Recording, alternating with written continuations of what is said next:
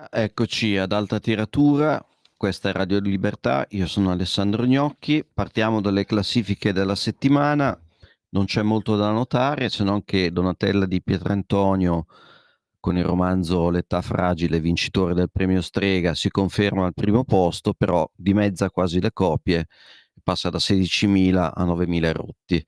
Per il resto non c'è molto da notare se non una cosa che mi pare singolare. Non si tratta tanto di numeri, ma di generi.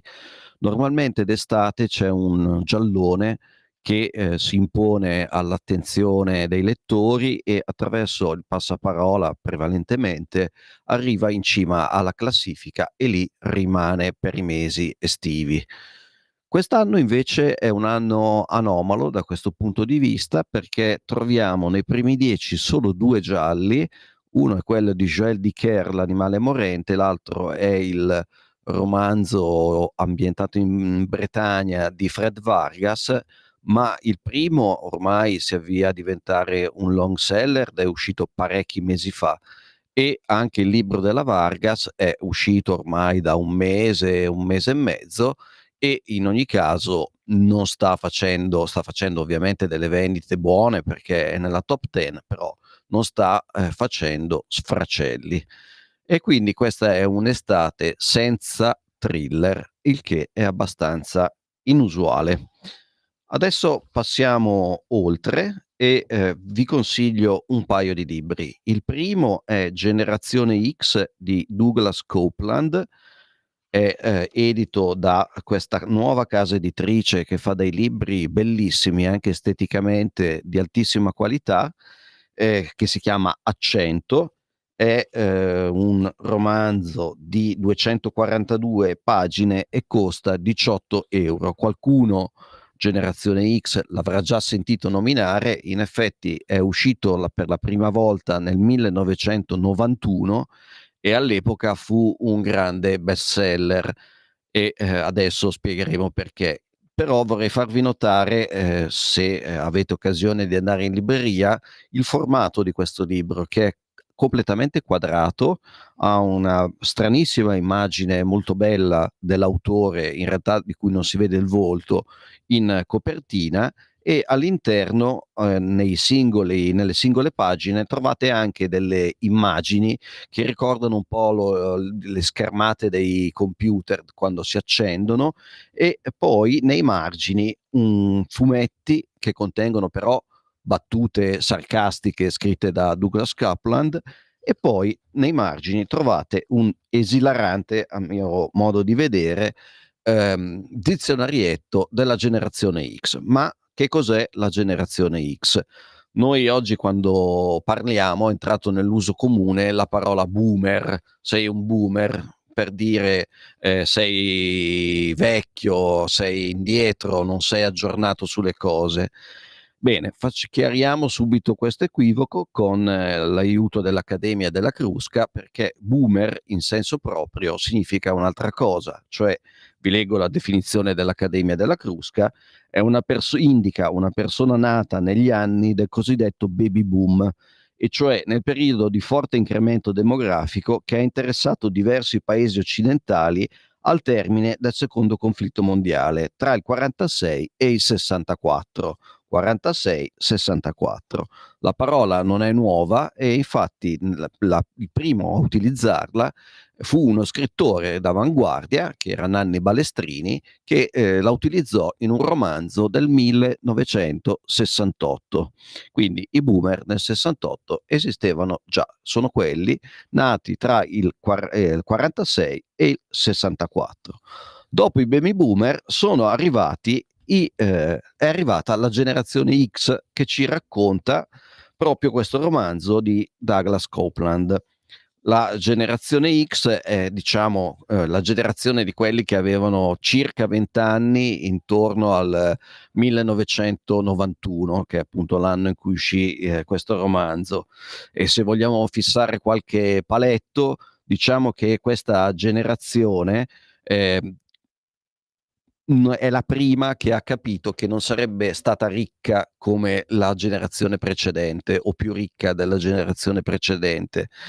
c'era crisi economica, iniziava la globalizzazione e la generazione X aveva la strana sensazione che appunto la globalizzazione avrebbe portato qualche cosa di negativo per loro. Cioè i ragazzi avevano capito che il futuro era fatto soprattutto di tanti lavori precari da cambiare uno dopo l'altro. Ehm, la generazione X diciamo che ha avuto tre principali sbocchi. Una parte ha contestato duramente la globalizzazione, anche in forme che non si possono accettare, cioè con la violenza, e appartengono a quella generazione i famigerati Black Bloc che fin dagli anni 90 in realtà noi li abbiamo conosciuti prevalentemente nel 2001 quando c'è stato il G8, ma in realtà a Genova, ma in realtà già negli anni 90 i Black Bloc esistevano e avevano fatto delle manifestazioni molto violente a Seattle, che è una città chiave di questa generazione, e in Svezia. È una città chiave, dicevo Seattle, perché è la città del maggiore esponente dal punto di vista artistico della generazione X, ovvero Kurt Cobain, che è una specie di fratello maggiore perché diciamo Kurt Cobain era del 67 se non sbaglio e quindi era leggermente più anziano dei ventenni nel 91. Ehm, il libro dei Black Bloc era Logo di Naomi Klein, la musica erano le ballate o i pezzi metal disperati, grunge si diceva allora, di Kurt Cobain, uno che ha vissuto talmente male il successo da infilarsi un fucile in bocca e suicidarsi.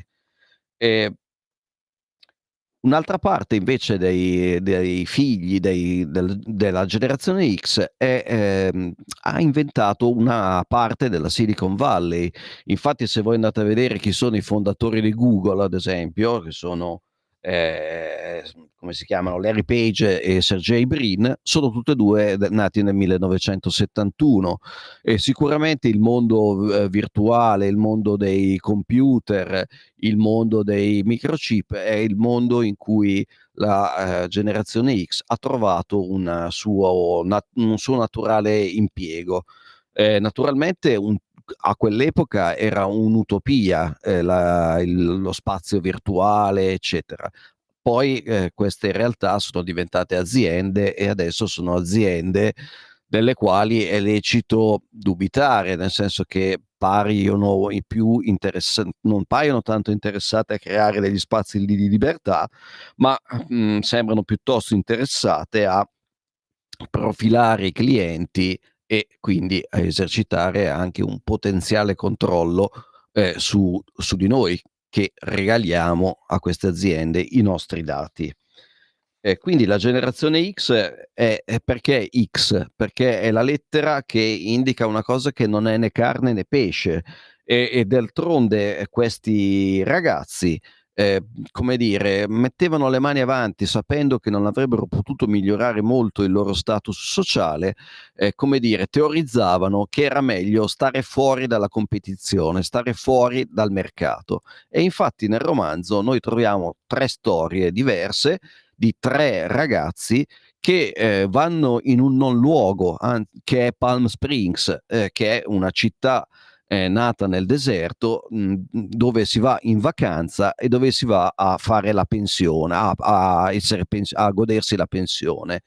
Loro vivono nel non luogo del non luogo, cioè nella periferia di Palm Springs, e passano giornate intere a discutere tra di loro fumando un po' di erba e bevendo qualche birra e appunto si accontentano di campare nonostante abbiano dei titoli accademici molto elevati, si accontentano comunque di campare servendo nei bar, nei resort di Palm Springs. Quindi una generazione che non vuole competere, che non vuole entrare nel mercato. ma è anche una generazione assessuata, perché diciamo che alle acrobazie erotiche questi tre personaggi preferiscono appunto le lunghe chiacchierate un po' surreali che fanno anche andando avanti tutta la notte fuori dai loro bungalow. Il libro ha questa particolarità a cui prima ho accennato, ovvero questo vocabolarietto, ovviamente ironico, che lo scrittore pone ai margini del libro. Vi leggo qualche voce perché secondo me rende l'idea di quello che è il libro e anche del divertimento che potrete cavarne se decidete di leggerlo. Ad esempio, Mac Job, impiego a paga irrisoria, basso prestigio, bassa dignità, bassa realizzazione personale e senza futuro, in genere nel terziario. Spesso considerato una scelta professionale soddisfacente da persone che non hanno mai potuto scegliere. Jet set dei poveri. Gruppo di persone dedite al vagabondaggio turistico cronico, a spese della stabilità lavorativa a lungo termine e della fissa dimora. Generalmente hanno relazioni telefoniche dispensiosissime e senza futuro con persone di nome Serge o Iliana. Alle feste discutono prevalentemente di punti premio per i grandi viaggiatori delle linee aeree. Ve ne leggo ancora un paio, questo secondo me è il migliore: surrogato di status, oggetto carico di fascino intellettuale o alla moda, usato allo scopo di sostituirne idealmente un altro che ha l'unico pregio di essere caro. Brian, guarda che hai lasciato il tuo libro di Camus nella BMW di tuo fratello. E un'altra voce molto divertente è ribellione differita. Tendenza giovanile a evitare le attività e le esperienze artistiche tipiche della gioventù per concentrarsi su una seria esperienza lavorativa. Il conseguente rimpianto per la gioventù perduta, che di solito si palesa intorno ai 30 anni, è accompagnato in genere da acconciature bizzarre e costosi ma ridicoli guardaroba. Questo è il primo libro di cui volevo parlarvi. Adesso ascoltiamo un brano di Ozzy Osbourne che si intitola Mr. Crowley.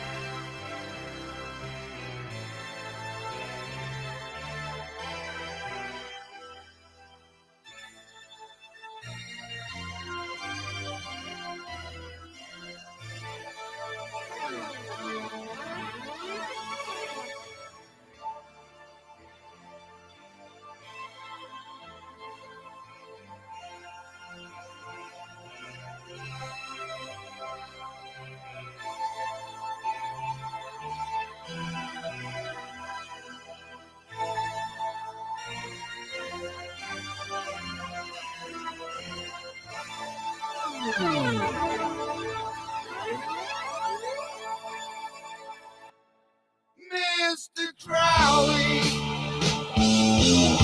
what went on in your head? Oh, Mr. Crowley, did you talk to the dead? Your lifestyle to me seems so tragic. Where's the thrill of it all? You fooled all the people with magic. Yeah, you waited on Satan's door. Mr. Johnny, did you think you were pure? Mr. Alarming, in nocturnal rapport,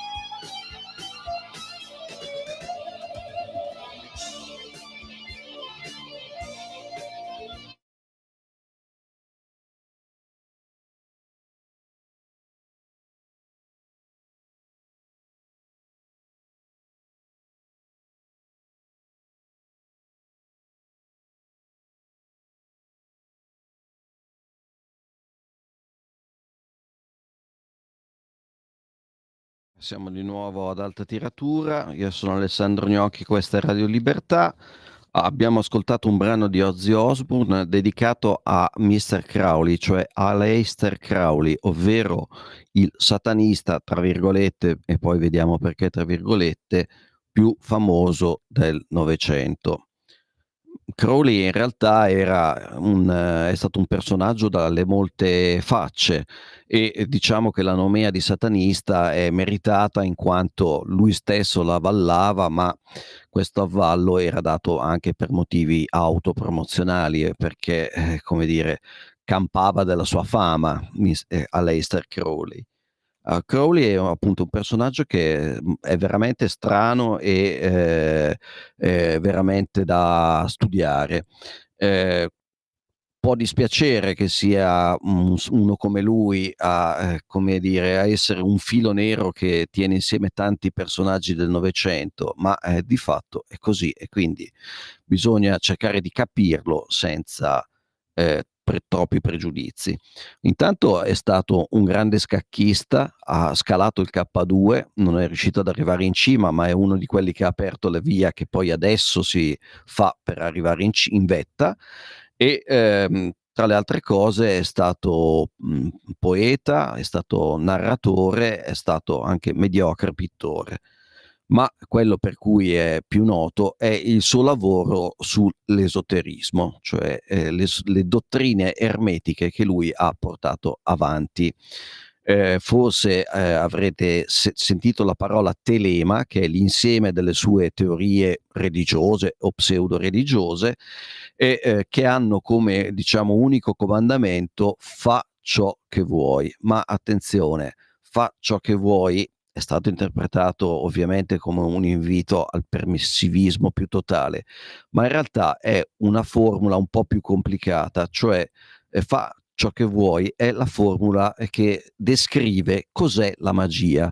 La magia è piegare la natura alla propria volontà, cioè fare in modo che la natura esegua i tuoi ordini e puoi ottenere questo risultato, secondo Crowley e secondo chi crede in queste discipline, attraverso certi rituali e certe pratiche. In particolare la pratica più famosa di Crowley era la magia sessuale, cioè l'idea che l'orgasmo sprigionasse una forza tale appunto da piegare, che si poteva indirizzare verso i propri fini e che poteva piegare la natura ai nostri desideri. Ma non è di questo aspetto che vogliamo parlare oggi, perché è uscito un romanzo, anche questo divertente, di Richard McNeff, si intitola Aleister Crowley MI5 e l'MI5, se ricordate, è il servizio segreto, uno dei 2 servizi segreti britannici. È un libro pubblicato da Atlantide, sono 208 pagine e costa 22 €. Ora, questo libro è molto divertente perché racconta una vicenda che è, diciamo, non si può provare fino in fondo, ma è avvalorata da una serie di fatti storici. Eh, Crowley a un certo punto, Crowley al momento di massimo splendore negli anni '20, poi ha un periodo italiano molto contestato, va a Cefalù, si mette insieme un'abbazia, cioè affitta un'abbazia sconsacrata.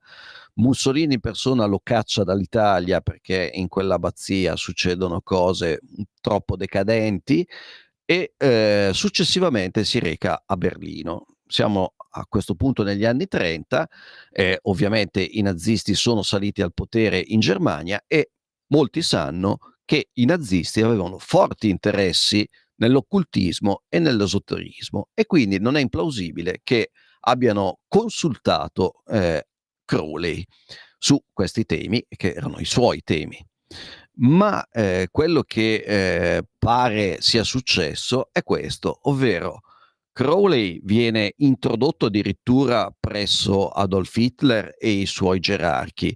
Inizialmente pensa di diventare il consigliere del principe, cioè il consigliere del Führer, quando poi capisce che il Führer è più pazzo di lui e che non lo può manipolare in alcun modo, decide di passare, cioè di tornare a servire il suo paese e appunto decide di fare l'agente per l'MI5 facendo il doppio gioco, e in particolare pare che sia stato Crowley a passare le informazioni completamente sbagliate che indussero Rudolf Hess, che all'epoca era il numero 2 del regime, cioè il successore designato, l'erede di Hitler, che indusse Rudolf Hess appunto all'errore. Rudolf Hess, se ricordate, all'inizio della guerra prende un aereo, parte dalla Germania, atterra in Inghilterra convinto di trovare qualcuno che lo aiuterà, ma non sappiamo quale fosse la sua missione. In realtà è una trappola, viene immediatamente imprigionato. Ma come questo romanzo è molto divertente perché mette in scena la Londra scapigliata, ci sono Dylan Thomas, ci sono i surrealisti, c'è William Lewis, tutti i personaggi che effettivamente erano lì e che effettivamente hanno conosciuto Crowley. E la parte però più interessante e divertente è il modo in cui il mago faceva arrivare le notizie false in Germania. Lo faceva attraverso un altro personaggio storico di cui si è dibattuto tantissimo e che è Wallis Simpson.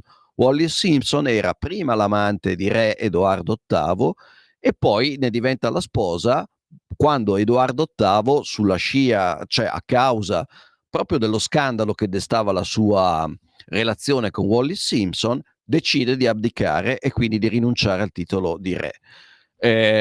Sia Edoardo sia Wallis erano filofascisti e quindi è plausibile che anche Wallis fosse una spia però al servizio dei tedeschi. C'è quindi questo incontro molto divertente e molto ben raccontato che si svolge in un locale di Londra ormai vicino alla guerra tra Crowley e Wallis Simpson, e però cosa succede ve lo lascio scoprire. Questo romanzo è estremamente particolare perché si conclude in un modo un po' strano, c'è una specie di invocazione e di profezia insieme. C'è l'invocazione a Marte per licenziarlo, per mandarlo via, perché ormai si è capito che la guerra incombe sull'Europa. C'è una visione di Londra in fiamme, che allude ovviamente ai bombardamenti che arriveranno. E poi c'è la profezia appunto della guerra che inevitabilmente scoppierà e coinvolgerà pesantemente l'Inghilterra.